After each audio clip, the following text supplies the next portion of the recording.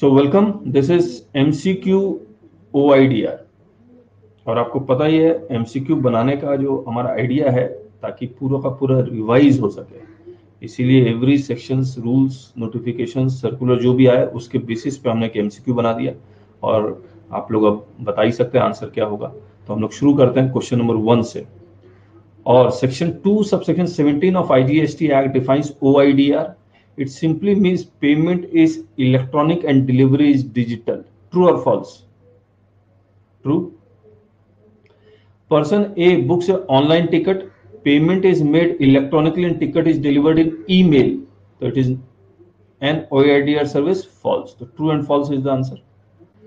तो जो OIDR की सर्विस की जो खास बात है कि पेमेंट भी इलेक्ट्रॉनिकली हो और जो डिलीवरी हो वो भी डिजिटल हो। जैसे पीडीएफ, आपने पेमेंट किया, पीडीएफ अपने आप डाउनलोड होता है हमारी वेबसाइट से, लेकिन अब मुझे पीडीएफ मेल करना पड़े तब वो ओआईडीआर की सर्विसेज नहीं होगी।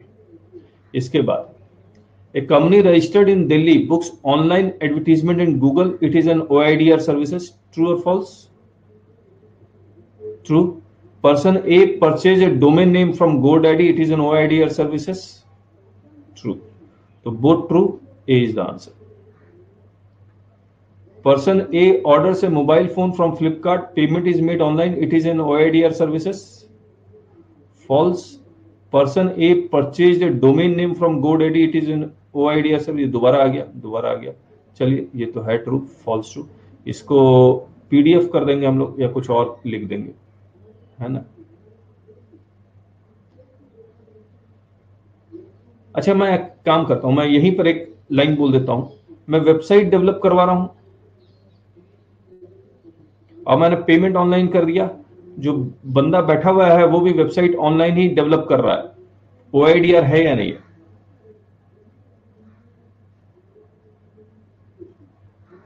या एंटीवायरस सॉफ्टवेयर में डाउनलोड कर रहा हूं, वो ओआईडीआर सर्विसेज है या नहीं है? है। तो वेबसाइट डेवलपमेंट ओआईडीआर नहीं होगा अनटिल अनलेस वो सारा कुछ ऑटोमेटिक ना हो। मैं आपको दिखलाता हूं कुछ चीज। ओआईडीआर क्या, गवर्नमेंट ने एक फ्लायर निकाला था और उस फ्लायर में देखिए उन्होंने क्या क्या लिखा। वेबसाइट सप्लाई, तो कुछ ऑटोमेटेड वेबसाइट होते हैं जो आप पेमेंट करें वो थीम बेस्ड बना के दे देते हैं, तो that is OIDR services. Web hosting, distance maintenance of programs and equipment, यानी कि आप रोबोट के बेसिस पे ही, पता नहीं ये कैसे लिख रहे हैं लेकिन उन्होंने ये लिखा है, ये distance maintenance of programs and equipment, supply of software and updating thereof, supply of images, text and information making available of databases, supply of music, films, games including games of chance and gambling. बहुत सारे game of chance, जैसे मैं poker game online चलता है और कुछ cricket के कुछ गेम्स ऑनलाइन चलते हैं, और political, cultural, artistic, sporting, scientific and entertainment, broadcast and events, supply of distance teaching. अब जैसे ये हम लोग कर रहे हैं, basically this is an OIDR services. तो इसको हम लोग कुछ ऐसा लिखेंगे कि वो बन जाए। चलिए, mister A of Delhi subscribe Netflix channel, it is an OIDR import of service, GST is payable on reverse charge basis. Mister A मान लीजिए अनरजिस्टर्ड है। ट्रू और फॉल्स? True, sorry false. ये फॉरवर्ड चार्ज आएगा। X limited registered under GST at Delhi, subscribe for Google business account, is an OIDR import of service. This is true. क्या answer आएगा? False true, false true, false true, false true. D is the answer.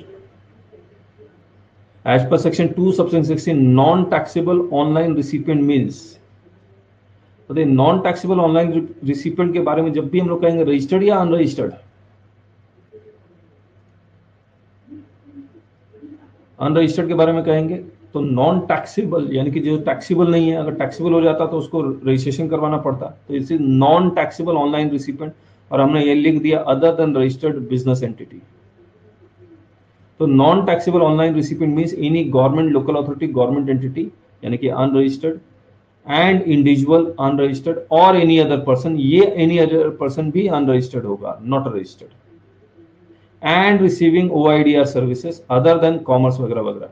अब बताइए अगर ये unregistered हैं तो obviously ये जो भी काम करेंगे ये अनरजिस्टर्ड अगर हैं तो ये पर्सनल और बिजनेस दोनों कर सकते हैं। तो ये पर्सनल करें या बिजनेस करें, क्योंकि ये अनरजिस्टर्ड हैं ये नॉन टैक्सेबल ऑनलाइन रिसिपिएंट में होगा।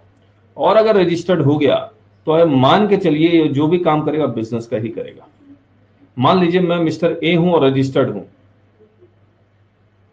मैं आपको इस तरह से समझा देता हूं। मान लीजिए मैं मिस्टर ए हूं और रजिस्टर्ड हूं और मैंने नेटफ्लिक्स सब्सक्राइब किया है, और अगर मैं नेटफ्लिक्स सब्सक्राइब कर रहा हूं तो क्या मैं अपना बिजनेस रजिस्ट्रेशन जीएसटी नंबर इसको दूंगा या नहीं दूंगा?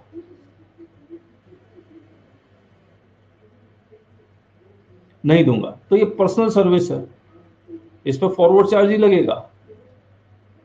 तो आप ये मान लीजिए कि अगर मैंने रजिस्ट्रेशन नंबर दे दिया तब तो मुझे रिवर्स चार्ज में देना पड़ेगा, अगर रजिस्ट्रेशन नंबर नहीं दिया तो फॉरवर्ड चार्ज ही लगेगा। इसका मतलब यही है बस।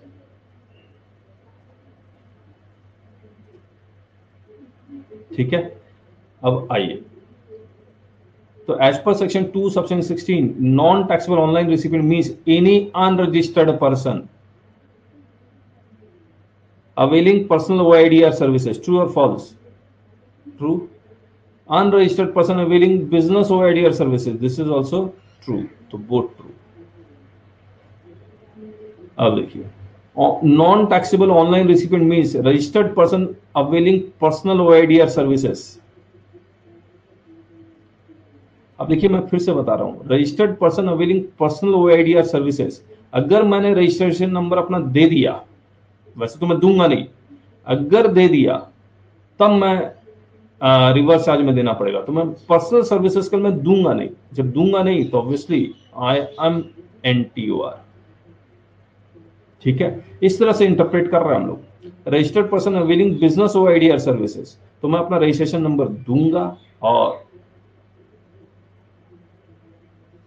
ये फॉल्स हो जाएगा।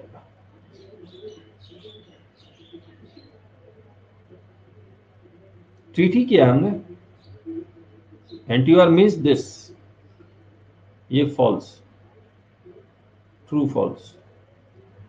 हमने यही कहा है कि रजिस्टर्ड पर्सन और पर्सनल सर्विस अवेल कर रहा है तो अपना वो जीएसटी नंबर नहीं देगा तो नॉन टैक्सेबल ऑनलाइन रिसिपिएंट है, लेकिन वो जीएसटी नंबर देगा क्योंकि पर्सनल है, बिजनेस है, तब वो नहीं है।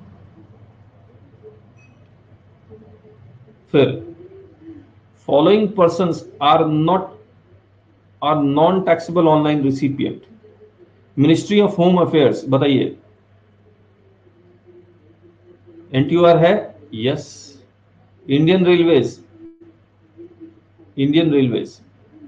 है या नहीं है? नहीं है। इंडियन रेलवेज तो रजिस्टर्ड है ना।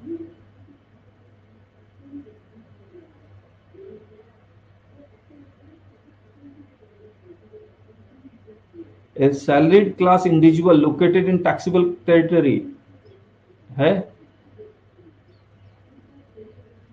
नहीं, इंडियन रेलवेज अगर रजिस्टर्ड है और इंडिविजुअल नहीं है, याद रखिएगा, इंडियन रेलवे रजिस्टर्ड है और गूगल में एडवर्टीजमेंट कर रहा है तो वो अपना जीएसटी नंबर क्यों नहीं देगा? उसका अकाउंट कैसे मेंटेन होगा? फिर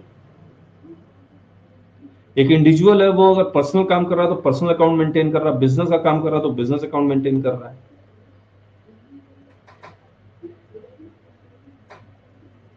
तो ये नॉन टैक्सेबल ऑनलाइन रिसिपिएंट नहीं है, नो। ये है ए सैलरीड क्लास, ए अनरजिस्टर्ड ये भी है। और आंसर हमें क्या देना है? कौन नहीं है? नॉट। तो B is the answer.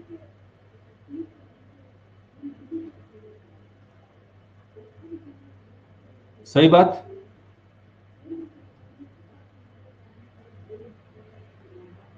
Eight, a unregistered person engaged in business whose aggregate turnover do not exceed threshold limit avails the following services. बताइए, अगर अनरजिस्टर्ड पर्सन है और उसका एग्रीगेट टर्नओवर थ्रेशोल्ड लिमिट से एक्सीड नहीं कर रहा, तो हमें यही लिख देते हैं a person engage in business whose aggregate turnover do not exceed this, तो भी हो जाता. तो Netflix for personal purpose, OIDR shall pay tax on forward charge basis. True. Google for business purpose, OIDR shall pay tax on forward charge basis. True or false? True. Both true. That is it, true होगा, क्योंकि ये unregistered है तो non taxable online recipient हो गया. तो हर हालत में चाहे वो पर्सनल करे या बिजनेस करे, फॉरवर्ड चार्ज ही लगेगा.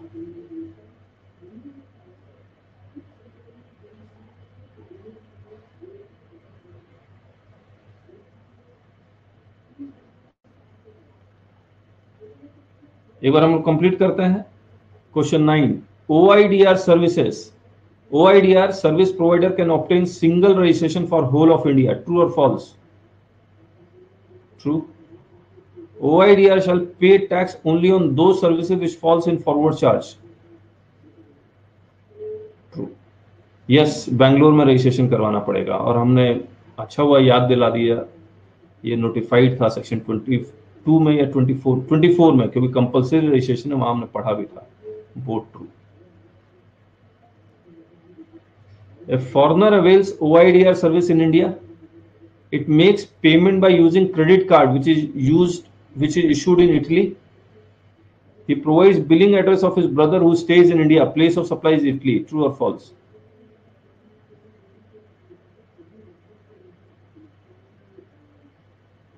अब देखिए, प्लेस ऑफ सप्लाई इंडिया होने के लिए दो चीज इंडिया में होनी चाहिए. करेक्ट है. अब देखिए, हमने पहली लाइन क्या लिखी है, foreigner avails OIDR services in India. तो बताइए IP एड्रेस कहां का मिलेगा इसको?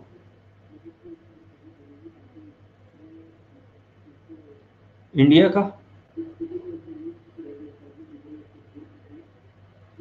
ठीक है. अब वो पेमेंट क्रेडिट कार्ड से कर रहा जो इटली में है, तो ये इंडिया नहीं है, मुझे और एक इंडिया चाहिए. He provides billing address of his brother who stays in India. ये भी इंडिया हो गया. तो place of supply is in India, तो दिस इज फॉल्स.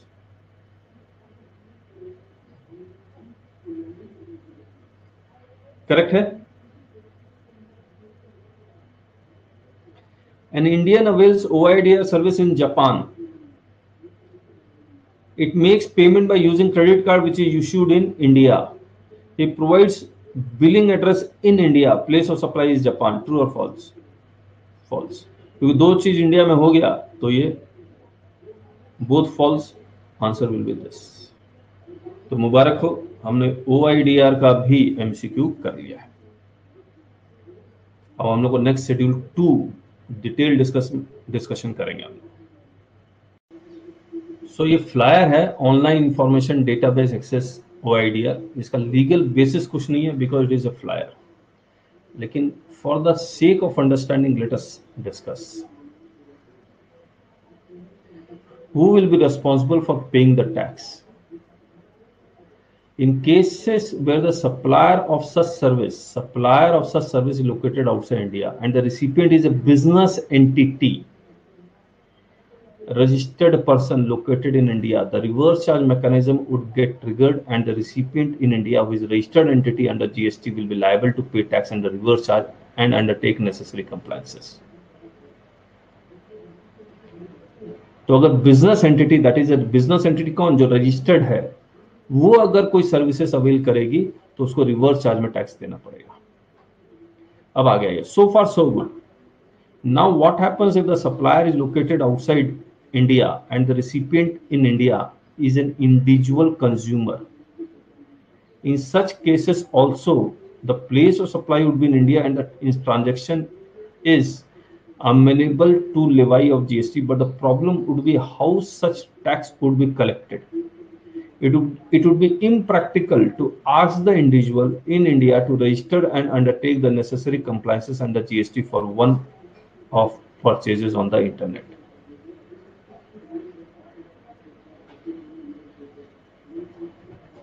तो अब इंडिविजुअल कंज्यूमर है, तो वो रिवर्स चार्ज में चला जाएगा। सॉरी, अगर इंडिविजुअल कंज्यूमर है तो फॉरवर्ड चार्ज में चला जाएगा।